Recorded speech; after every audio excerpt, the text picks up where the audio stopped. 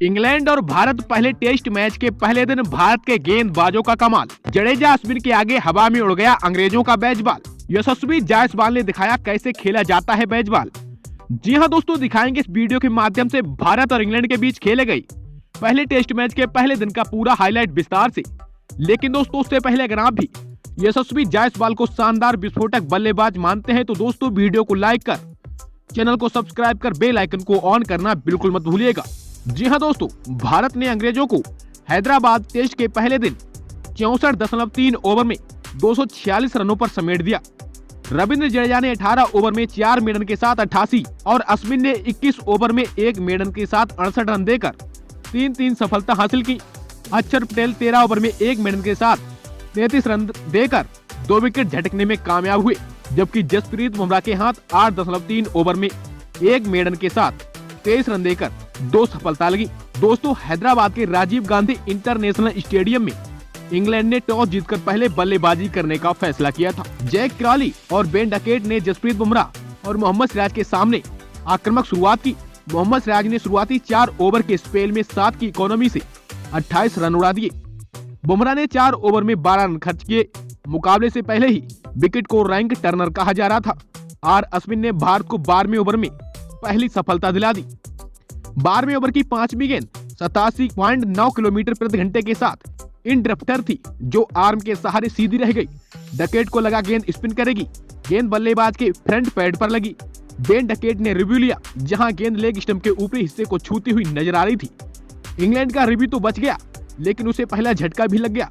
Duckett 39 गेंद पर 7 चौकों की मदद से 35 रन बनाकर पवेलियन लौट गए। इंग्लैंड को 55 रनों पर पहला झटका लग गया। एम्पायर्स कॉल उनके बेसबॉल पर भारी पड़ा। नए बल्लेबाज ओली पोप स्पिनर्स के सामने असहज नजर आ रहे थे।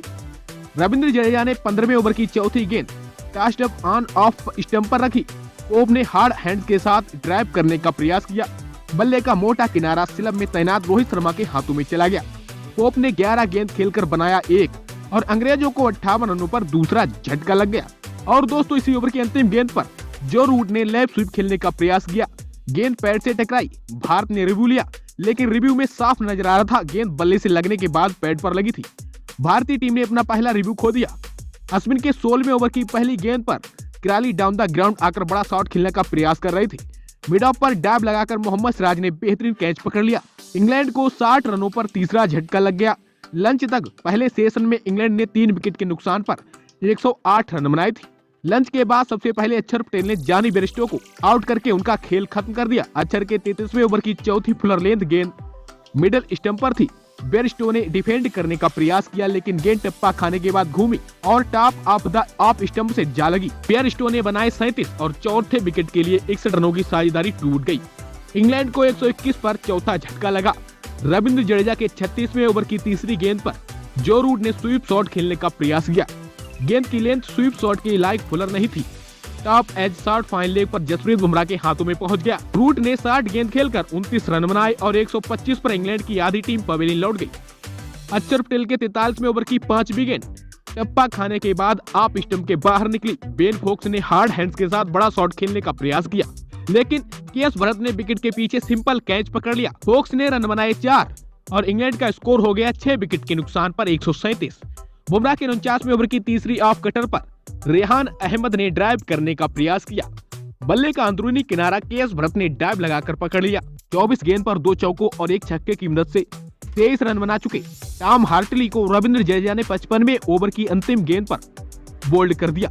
चाय काल के ठीक बाद अश्विन की फुलर लेंथ गेंद पर स्लॉग स्वीप करने के प्रयास में मार्क वुड 11 रन बनाकर क्लीन बोल्ड हो गए और यहां से इंग्लैंड का स्कोर हो गया 9 विकेट के नुकसान पर 234 रन। जसप्रीत बुमराह के 65वें ओवर की तीसरी गेंद पर बेन स्टोक्स ने लेग स्टंप के बाहर सफल किया। सीम ओवर लेंथ बॉल पर 88 गेंद में 6 चौकों और 3 छक्कों की मदद से 70 रन बनाकर क्लीन बोल्ड हो गए। बेन स्टोक्स पवेलियन लौट गए। कुल मिलाकर भारत के स्पिन आक्रमण के आगे इंग्लैंड की टीम 246 रन ही बना पाई, लेकिन उसके बाद भारत की तरफ से ओपनिंग करने उतरे यशस्वी जायसवाल और रोहित शर्मा ने तूफानी बल्लेबाजी से समा बांध दिया। रोहित शर्मा और यशस्वी जायसवाल ने अपनी तूफानी बल्लेबाजी से इंग्लैंड के गेंदबाजों को उनकी औकात याद दिला दी और दोनों ने मिलकर अर्धशतकीय साझेदारी निभाई। भारतीय टीम को 12.2 ओवर में 80 रन के स्कोर पर भारतीय कप्तान रोहित शर्मा के रूप में पहला झटका लगा। रोहित शर्मा जैक लीच की गेंद पर 27 गेंदों पर 3 चौको सहित 24 रन बनाकर आउट हुए। इसके बाद सुमन गिल और यशस्वी जायसवाल ने भारतीय टीम को दिन के अंत तक पहले दिन कोई भी झटका नहीं लगने दिया। पहले दिन स्टंप तक जायसवाल 70 गेंदों पर 76 रन बनाकर नाबाद लौटे। जायसवाल की ताबड़तोड़ पारी में 9 चौके और 3 गगनचुंबी छक्के शामिल रहे, जबकि गिल भी 43 गेंदों पर 14 रन बनाकर नाबाद लौटे और वह जायसवाल का साथ देती नजर आई। दोस्तों, भारत अब इंग्लैंड से मात्र 127 रन पीछे रह गया है। फिलहाल दोस्तों, दूसरे दिन का खेल फिर से सुबह 9:30 बजे शुरू होगा। लेकिन दोस्तों, फिलहाल क्या लगता है आपको, टीम इंडिया इंग्लैंड के खिलाफ पहला टेस्ट मैच कितने दिन में जीत लेगी? हमें कमेंट बॉक्स में जरूर बताएं। और दोस्तों, इसके साथ ही क्रिकेट से जुड़ी तमाम खबरों से अपडेट रहने के लिए चैनल को सब्सक्राइब कर बेल आइकन को भी ऑन करना बिल्कुल भी ना भूलें।